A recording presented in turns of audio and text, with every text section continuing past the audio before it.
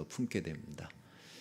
자, 이제 말씀을 나누도록 하겠습니다. 보통 강해 설교를 하는데 1월 중에 이제 필요한 내용들을 가지고 조금 주제를 가지고 말씀을 전하고자 마태복음 말씀을 오늘 정했습니다. 집이라고 한다면 우리의 인생이라고 이렇게 표현할 수 있겠죠.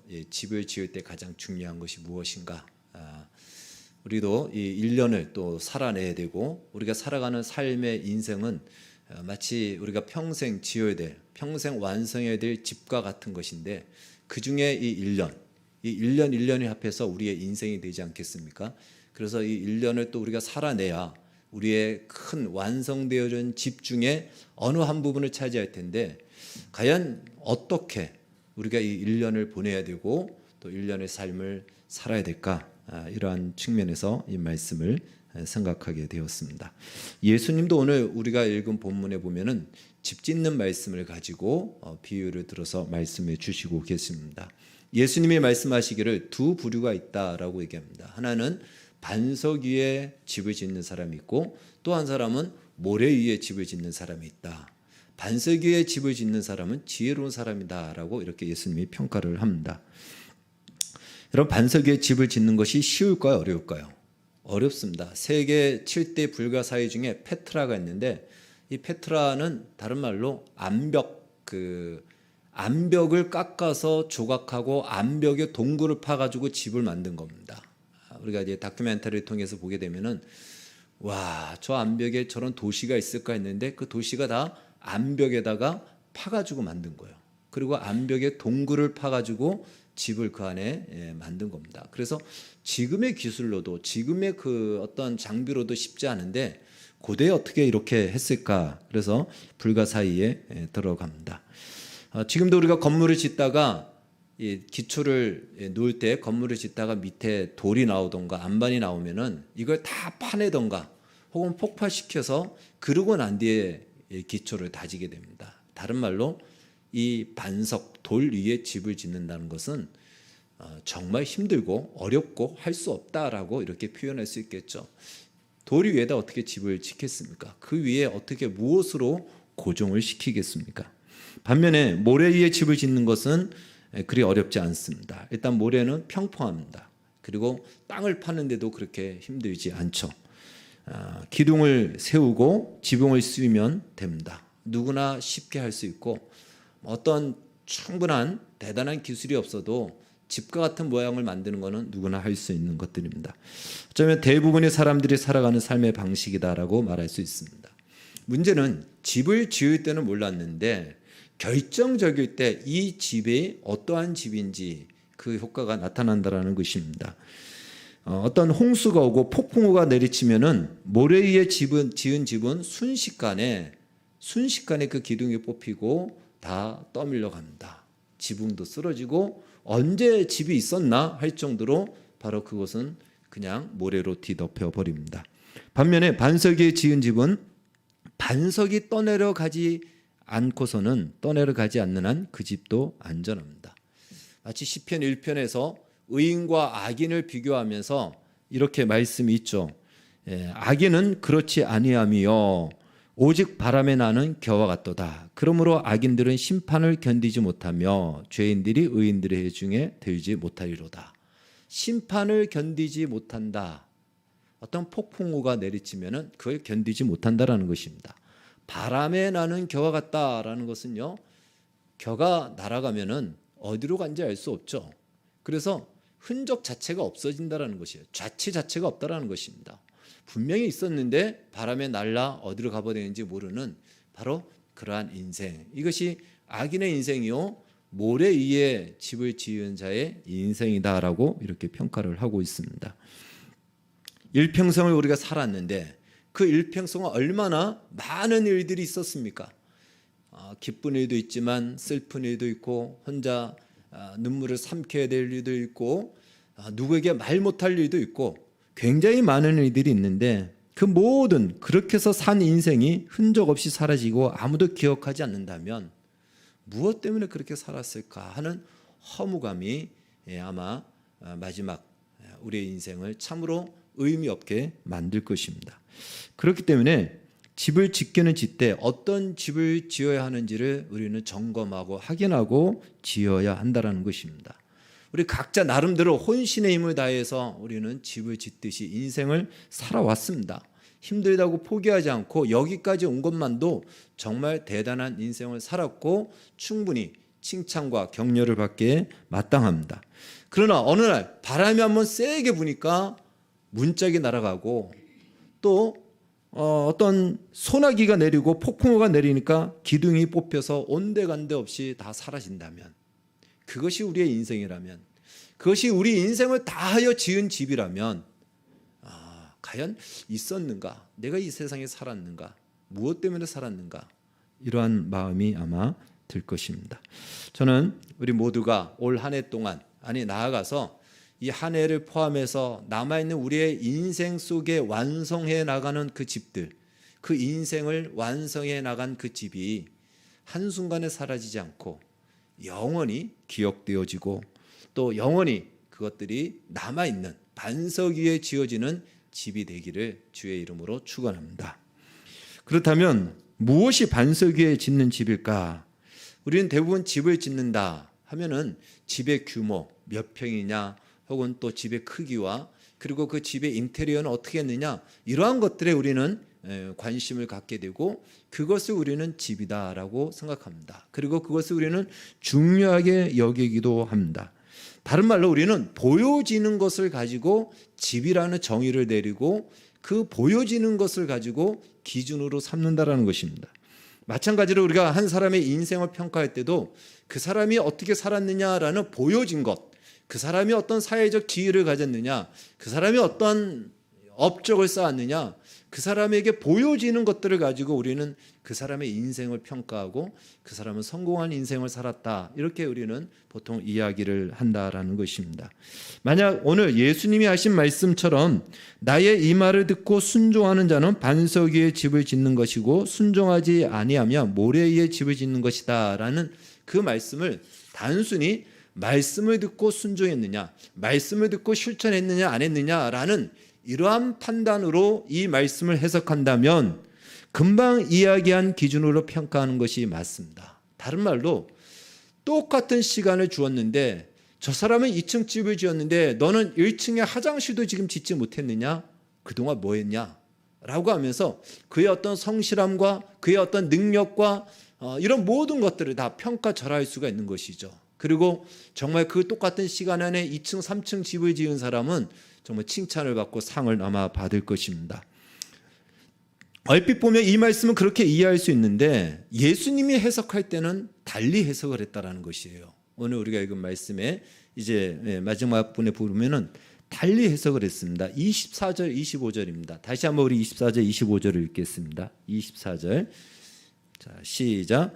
그러므로 누구든지 나의 이 말을 듣고 행하는 자는 그 집을 반석 위에 지은 지혜로운 사람 같으니 비가 내리고 창수가 나고 바람이 불어 그 집에 부딪히되 무너지지 아니하니 이는 주추를 반석 위에 놓은 까닭이요. 아멘. 앞에서는 말씀을 듣고 행했느냐 행하지 않았느냐라고 했는데 뒤에서는 그것을 어떻게 해석하냐면 주초를 반석 위에 뒀다, 이렇게 예수님이 해석을 해주는 것입니다. 그러니까 얼마나 큰 집을 짓고 어떤 인테리어로 그 집을 장식했느냐, 이것도 중요하지만 집을 짓는 것 중에 가장 중요한 것을 예수님이 뭐라고 말씀하셨냐면 바로 그 기초를 어디에 두었느냐, 이것입니다. 그 기초를 어디에 두었느냐에 의해서 결정적일 때, 위기가 올 때 그 집이 남아있느냐 흔적도 없이 사라지느냐, 이렇게 좌우가 된다라는 것입니다. 마찬가지로 우리가 평생 동안 인생이란 집을 짓는, 그것을 우리가 집을 짓고 사는데 또 그것을 위해서 올 한 해도 그 한 영역을, 그 한 부분을 짓기 위해서 1년이 필요한 시간이고 우리가 그렇게 살아가는데 우리의 기준들이 보여지는 것, 그래서 사람들이 봤을 때 어떠한 기준으로 바라볼까요?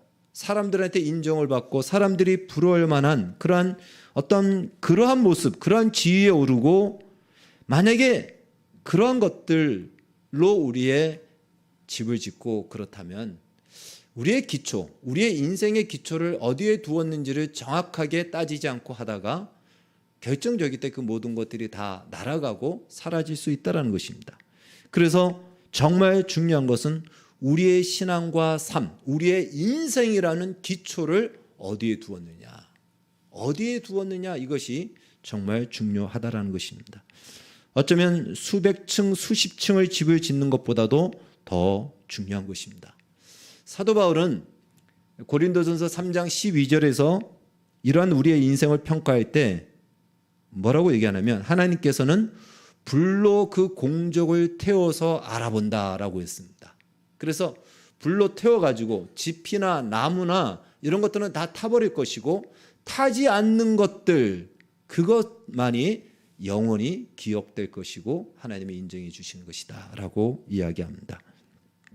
그것을 바울은 불에 탄다라고 얘기했고요, 예수님은 강력한 폭풍우가 내려올 것이다 라고 이야기한 것입니다. 그래서 거기서 남아있는 것, 남아있는 것이 진짜라는 것이죠. 둘 다 공통적인 것은 무엇이냐면, 예수님은 바로 기초, 반석이냐 모래냐 이것을 얘기했고, 사도 바울은 바로 어떤 터 위에 지었느냐에 따라서 그 공적도 남을 수도 있고 또는 사라질 수도 있다. 그러면서 이 3장 고린도전서 3장 11절에 뭐라고 하냐면, 예수 그리스도의 터 위에 지은 것을 확인하겠다라고 합니다. 둘 다 공통적인 것은 바로 터입니다. 기초를 얘기하는 거예요. 기초가 어디에 두었느냐에 따라서 그 결과들은 결정적일 때 흔적도 없이 사라질 수도 있고 영원히 남을 수도 있다라는 것입니다. 코로나 시대라 우리가 지금 자유롭게 다니는 것도 많은 제한이 있어서 시간이 많을 것 같은데, 또 살다 보면 정신없이 바쁘고 금방 시간이 지나가는 것 같습니다. 2022년이 시작되었지만 올해도 그냥 마스크 쓰고 몇 번 다니다 보면 한 달이 가고 두 달이 가고 1년이 또 갈 것입니다. 그러다 보니까 사는데 급급하다 보면은 내 삶을 어디에 기초해 두는지 모르고 사는 현실을 쫓아가다가 이 1년이 또한 지나갈 수도 있기 때문에, 이 1년을 시작하는 이때에 다시 한번 이 1년의 시작과 우리의 인생의 시작에 기초를 어디에 둬야 되는지, 내 삶의 근거를 어디에 두고 나의 인생을 펼쳐가고 인생이라는 집을 지어야 되는지를 점검하고 확인하여서, 혹시라도 폭풍우가 오고 불이 와서 태워버리면 다 태워질 그러한 것들 위에 집을 짓지 않고 반석 위에, 예수 그리스도 터 위에 우리의 인생과 집을 지어야 될 것입니다.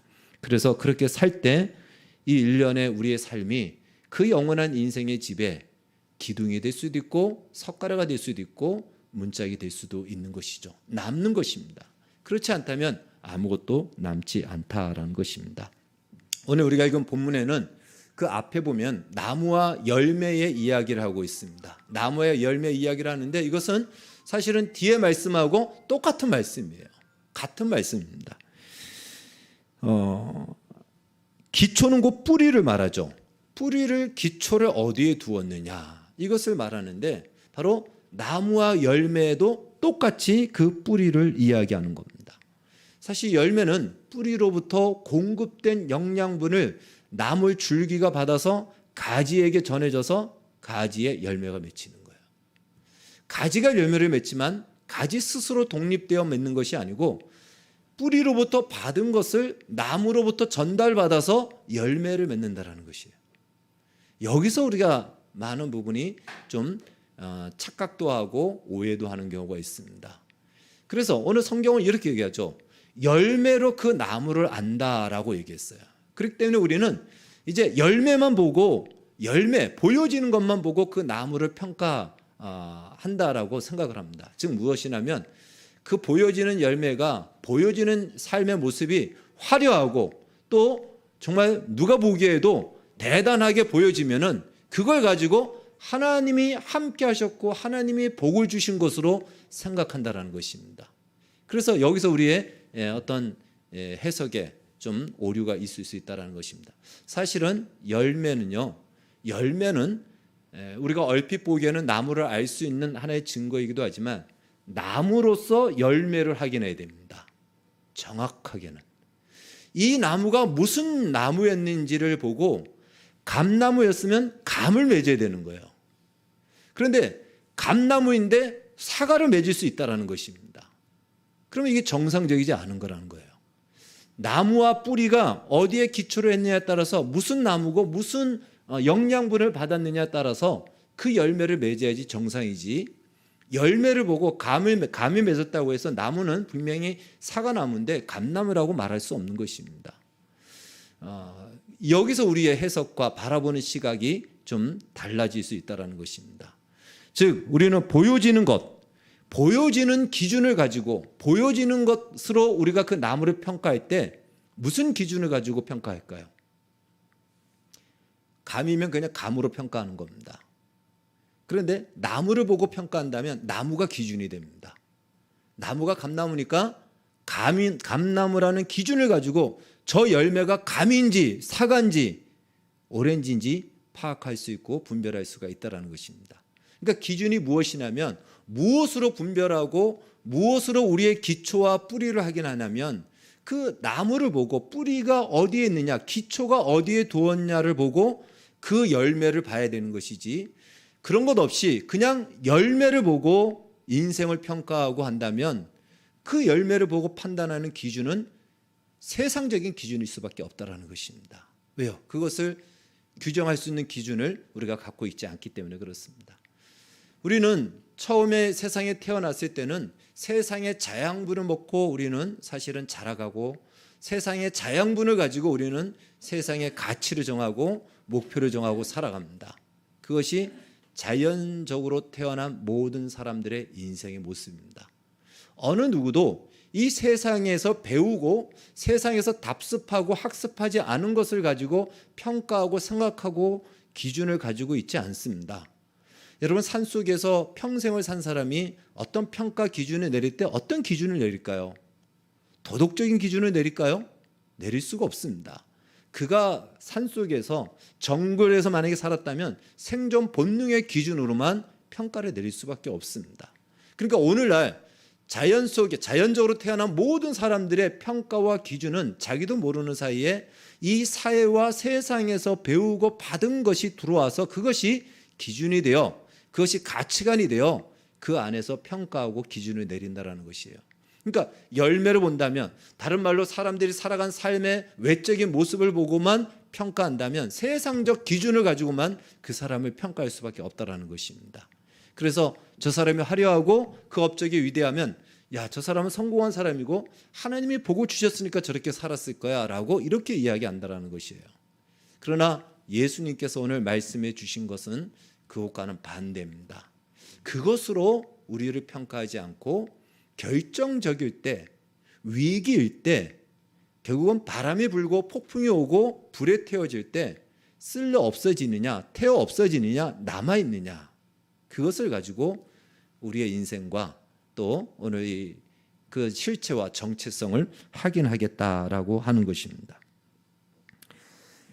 우리가 인생을 살다 보면은 여러 가지 어려운 일들도 있고 많은 힘든 일들을 당하게 됩니다. 그래서 신앙생활을 하다 보면은 갑자기 예상치 못한 그런 일들, 특별히 이 마지막 시대에는 더더욱 그런 일들을 당할 텐데, 우리가 기초를 어디에 두었느냐에 따라서 그런 일을 당할 때에 당황할 수도 있고, 당황하지만 그것을 담대하게 이겨나갈 수도 있고 대처해 나갈 수도 있습니다. 그런데 기초가 어디에 두었냐에 따라서 그 모든 것들이 다 무너질 수도 있다는 것입니다. 그래서 오늘 예수님께서 바로 반석 위에 기초를 둔 것의 중요함을 우리에게 가르쳐 주고 있습니다. 그것은 바로 이거죠. 반석은 예수 그리스도의 터를 말하고 있습니다. 쉽게 말해 복음입니다. 우리는 모두 복음으로 구원을 받았고 이 복음 안에서 거듭났습니다. 즉 이것을 잘 우리가 이해해야 됩니다. 다른 말로 우리 각자의 인생이 있고 거기에 추가적으로 첨가적으로 복음이 들어온 것이 아니라는 것이에요. 이 부분에서 명확해야 됩니다. 나의 인생이 있고 거기에 복음이 추가되어졌고 첨가되어진 것이 아니라는 사실입니다. 우리는 예수 그리스도 안에서 거듭났다라고 했을 때는요, 거듭났다라는 것은 한자로는 중생이에요. 그리고 이 영어로는 born again입니다. 그리고 우리말로는 거듭, 다시 한번 태어났다 이 뜻이에요. 그러니까 우리가 예수를 믿는다라는 것은 내가 있었는데 거기에 신앙을 가진 것이 아니고 나는 죽고 예수 안에서 복음 안에서 태어난 거예요. 그 안에서 자라난 겁니다. 그래서 다른 것들이 우리 안에 들어와 있을 수가 없고 하나도 섞여 있지 않습니다.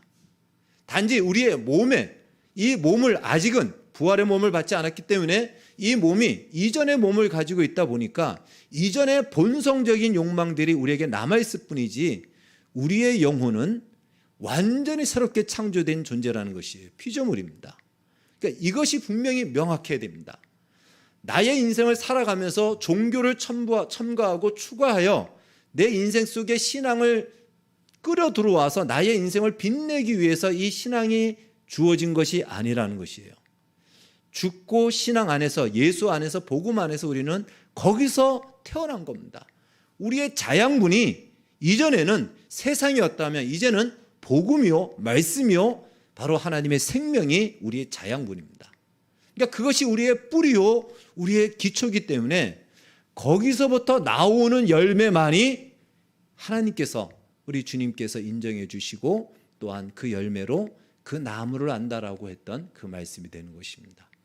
그래서 우리가 신앙으로 산다라는 거, 말씀에 순종하며 사는 거, 또 하나님의 사람답게 살아야 된다라는 것이 명분이 아니라는 것이에요. 이것은 명분이 아닙니다. 그냥 우리의 자연스러운 우리 삶에 나오는 열매가 되어야 되는 것입니다. 한국 사람들을 외국 사람들이 가면은 무슨 냄새 나냐 그러면은 마늘 냄새가 난다 그래요. 우리는 못 맡았죠. 모릅니다. 근데 외국 사람은 우리가 이렇게 가까이 가서 보면은 노린내가 납니다. 진짜 나요. 근데 그들은 몰라요. 그들은 고기를 즐겨 먹다 보니까 그 냄새가 그냥 배어 있어요. 우리는 김치를 많이 먹다 보니까 마늘이 배어 있습니다. 그래서 마늘 냄새를 내려고 한 것도 아닌데 우리 몸에 배어 있다 보니까 그냥 나오는 거예요. 배어 나오는 겁니다. 마찬가지로 복음과 하나님의 말씀과 이것이 우리의 토양이고 우리의 자양분이기 때문에 배어 나와야 되는 거예요. 이것이 성경이 말하는 열매 맺는 삶입니다. 이 열매야. 단지 우리는 아직까지 이 열매를 맺도록 온전히 훈련되지 않다 보니까 우리가 힘써야 되고 애써야 되고 노력해야 되고 수고해야 되는 것들이 당연히 있습니다. 당연합니다. 그러나 그것을 향함으로 말미암아 또 다른 무엇을 얻기 위한 도구와 수단과 조건으로 제시되지 않고 있다는 것입니다. 그것에 대해서 우리의 신앙이 분명하게 서 있어야 된다는 것이에요. 우리의 기초가 복음의 기초로 했기 때문에 그 복음의 토양에서 나오는 영양분이 나오는 것들이 자연스러운 거예요. 거기에는 결코 우리 자신을 증명하기 위한 것도 아니고 거기에는 우리의 자랑이 있을 수도 없습니다. 여러분 가지가 열매를 맺은 것이 아니에요. 가지의 열매가 맺힌 것뿐입니다. 우리의 물론 수고도 있고 애씀도 있고 노력도 있고 희생도 있지만 그렇다고 해서 우리가 그 열매를 맺을 수 없습니다. 그것은 우리로부터 나온 것이 아니요 바로 우리의 뿌리인 우리의 터가 된 예수 그리스도로부터 나왔기 때문에 그렇습니다. 그래서 고린도전서 1장에서는 이렇게 말씀을 하고 있습니다.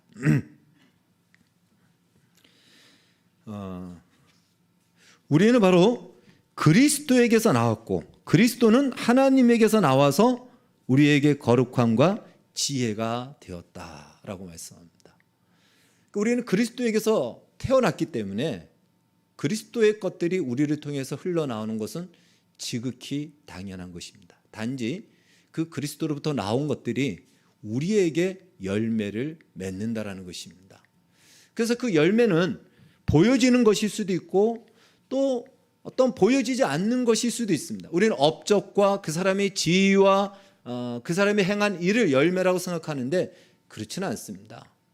물론 하나님께서 어떤 기회를 주셔서 그러한 일들을 하게 하실 수는 있으나 그것이 열매라고 얘기한다면 서두에 말씀드린 대로 그 사람이 산 어떤 외적으로 보여진 모습으로 평가될 수밖에 없는 것이죠. 그렇지 않다라는 것입니다. 오늘 본문은 또 이렇게 얘기하죠. 내가 주의 이름으로 귀신을 쫓고 주의 이름으로 또 권능을 행하고 주의 이름으로 선지자 노릇을 했습니다. 그런데 예수님 뭐라고 예언하면 내가 도무지 너희를 알지 못한다. 그러니까 일로서 평가를 받는다 아니라는 것입니다. 얼마든지 그 일은 예수님의 이름으로, 신앙의 이름으로 명분이 되어 있지만 주님과 상관없을 수 있다는 것이에요. 주의 이름으로 귀신도 쫓고 주의 이름으로 말씀도 전하고 주의 이름으로 권능도 행했지만 예수 그리스도와 전혀 상관이 없다는 것입니다. 왜요? 기초와 뿌리가 예수 그리스도의 터 위에, 반석 위에 두지 않았기 때문에 그렇습니다. 그 사람은 그럼 무엇에 뿌리를 두었을까요? 모래 위에 두었습니다. 모래 위에 둔 거예요. 모래 위에 뒀다는 것은 무엇이냐면 그것은 자기로부터 나온 것입니다. 자기로부터 나와 자기의 열심과 자기의 자랑과 자기의 의를 위하여 그 일들을 이루어가는 것입니다. 그래서 바로 이렇게 다릅니다. 우리나라는 이제 유교의 영향을 많이 가지고 있는데 유교에서도 굉장히 도덕적이고 윤리적인 것들을 많이 가르치죠. 예를 들어서 거짓말하지 말아야 된다. 유교에서는 어떻게 가르칠까요? 거짓말은 당연히 인륜을 속이는 거니까 하면 안 된다. 그리고 군자는 소인이 아니기 때문에 천박하게 거짓말을 하면서 살 수 없는 것이다 라는 이러한 가르침으로 거짓말을 하면 안 된다고 가르칩니다. 굉장히 맞는 말이죠. 그러나 거기서도 잘 살펴보면요, 군자라고 하는, 다른 말로 천박한 소인들과는 다른 우월감에서 나온 그런 측면에서 거짓말을 하지 않는 자기 의와 자기 우월감에서 나온 하나의 자기 의를 세우는 차원에서 거짓말을 하지 않는다는 것입니다. 그러니까 세상에서는 무엇이냐면 그 모든 것들이 다 자기의 의와 혹은 자기의 목적을 위해서 따라갈 수밖에 없다는 것이에요. 명분이나 이 모든 것들이 다 그것이, 그 바탕이 거기서 나오는 것이지 다른 데서 나오지 않아요. 그러나 우리 기독교에서의 신앙에서 십계명에도 있지만 거짓말하지 말라라고 했을 때 우리는 왜 거짓말을 하지 말아야 될까요? 성경이 그렇게 말하고 있으니까 거짓말하지 않는 것도 맞습니다. 그러나 왜 거짓말을 하지 않아야 되냐? 그게 나쁘니까. 세상적 측면에서 나쁘다라고 생각하는 기준으로 나쁘다고 얘기하면 안 됩니다. 기독교인들에게 있어서의 거짓말하지 말아야 되는 이유는 우리 신앙의 가장 중요한 것은 하나님의 사랑과 이웃 사랑인데 이웃을 사랑하는 범주 안에서 거짓말을 할 수 없는 거예요. 우리는 이웃을 복되게 하는 존재요. 이웃을 유익하게 하고 내가 받은 복에 저 이웃도 들어오게 하는 것이고 그것을 위해서는 때때로 우리의 희생과 손해도 감수하는 것이 그것이 우리의 뿌리로부터 올라온 예수 그리스도로부터 올라온 우리 안에 흘러오는 양분입니다. 우리는 그 열매를 맺는 거예요. 그 열매 속에 거짓말을 하지 않는 것입니다. 거기에 어떤 나의 우월감이 있지도 않고요. 나의 자랑도 없고 나의 의에 어떤 나타내는 것도 없습니다. 이렇게 다르다는 거예요. 그러니까 겉으로 드러난 어떤 명분이나 겉으로 드러난 일로서만 평가할 수가 없다는 것입니다. 단지 그 일을 할 수 있는 하나님이 기회를 주실 때가 있습니다. 그래서 우리 그리스도인들은 때때로 이 세상을 살아가면서 어떤 세상적인 지위를 얻을 수도 있고 부를 얻을 수도 있고 성공을 얻을 수도 있습니다. 그러나 그것이 목적이 돼서는 안 되고 그것은 마치 이와도 같습니다. 우리가 고아원에 도와주러 갔는데 돈 10억을 들고 이제 주인이 보낸 종과 같은 심부름꾼과 같은 겁니다. 근데 심부름꾼인데 10억을 가지고 갔으니 고아원에서 나를 그냥 대충 대접할까요? 아니면 대접을 아주 잘할까요? 대접을 엄청나게 잘하죠. 예.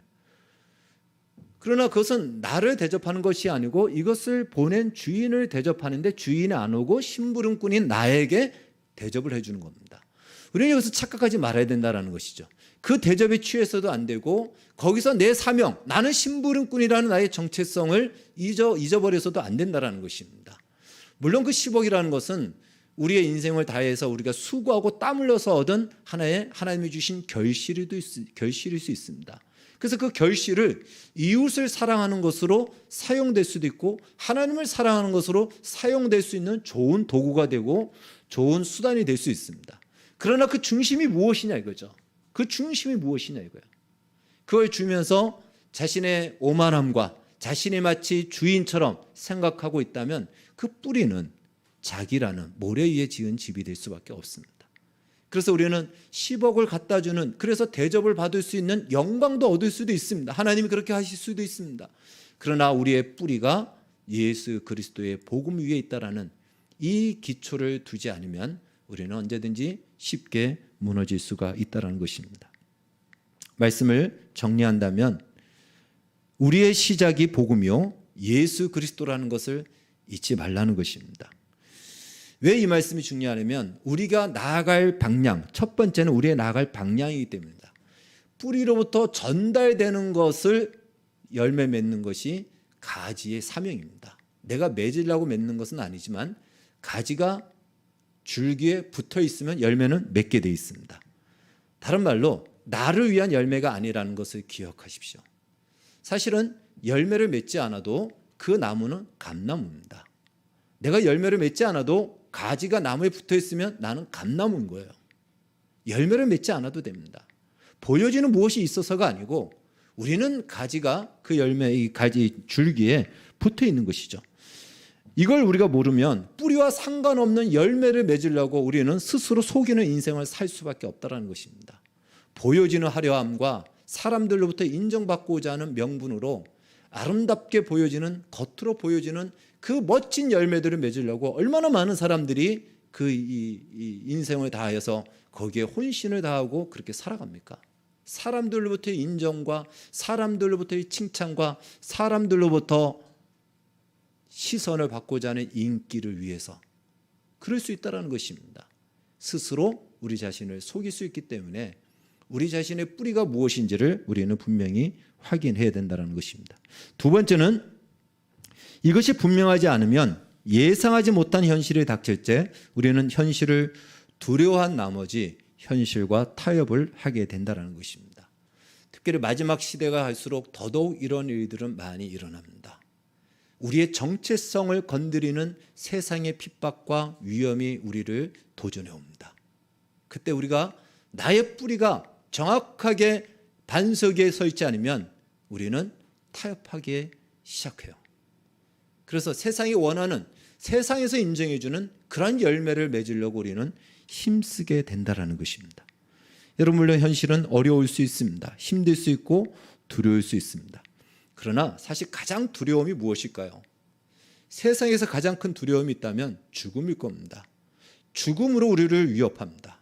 그러나 기억하십시오. 예수 그리스도 안에 있는 자에게는 더 이상 죽음은 두려움의 대상이 아닌 것입니다. 쉽게 부흥사들이 얘기하듯이 생각하시면 됩니다. 살아서 살면 하나님께 영광이고 기껏 해봐야 죽어서 우리는 어디다? 천국이다. 이런 자신감과 이런 확신이 바로 반석 위에 뿌리를 둘 때 우리는 흔들리지 않을 수 있다는 거예요. 그러나 이 뿌리가 반석 위에 있다는 것을 모를 때는 두려운 겁니다. 두려워요. 그래서 우리의 이 반석 위에 뿌리를 두는 것이 매우 매우 중요하다라는 것입니다. 우리는 모두 1년이라는 시간 동안 인생의 집을 지어야 됩니다. 그냥 있어도 이 시간은 가기 때문에 우리에게 주어진 시간, 우리는 열심히 우리 신앙과 삶을 살아가야 되고 그것은 집을 짓는 것입니다. 이것을 위해서 많은 수고와 애씀이 필요하고 때때로 과시도 받고 정말 억울한 일도 당할 수도 있습니다. 그런데 그렇게 지은 집이 한순간에 사라져 버린다면 정말 허무하겠죠. 그런데 그렇게 지은 집이 한순간 사라지지 않고 영원히 기억되어지는 하나의 문창호의 한 부분이라도 담당된다면 그것이야말로 남는 것입니다. 몇 년 전에 우리나라 동계올림픽에서 우리나라 선수가 원래는 그 사이였는데 그 앞에 있는 선수가 선을 넘어가 가지고 이제 메달을 딴 경우가 있습니다. 열심히 달려서 메달권에 들어갔는데 탈락이 돼버린 거예요. 예. 여러분, 탈락과 성적을 가지고 있는 것은 다릅니다. 예를 들어서 메달을 못 딴다 할지라도 4위를 했다, 5위를 했다, 그건 기록이 있는 거예요. 근데 탈락은 아예 없는 겁니다. 예. 기초가 다르면 탈락입니다. 아예 없는 거예요. 그러나 우리 기초가 예수 그리스도의 터 위에 세워진 기초라면 조금 많은 집을 지을 수도 있고 적게 지은 집을 지을 수도 있습니다. 우리의 인생이 좀 더 풍성하게 살 수도 있고 덜 풍성하게 살 수도 있지만 그러나 그 기록은 영원히 남는다라는 것이에요. 하나님 나라에서 그 기초 위에 세워진 우리의 말 한마디, 또 우리의 발걸음 한 걸음 한 걸음이 영원히 남는다라는 것입니다. 바로 우리의 삶을 그렇게 살아야 된다는 것입니다. 그래서 정신없이 또 살아가야 되는 이 한 해 동안 다시 한번 우리의 기초, 나의 이 정체성을 확인하고 나의 이 뿌리가 예수 그리스도의 반석인지 아닌지 점검하시고, 우리 모두는 복음 안에서 태어났습니다.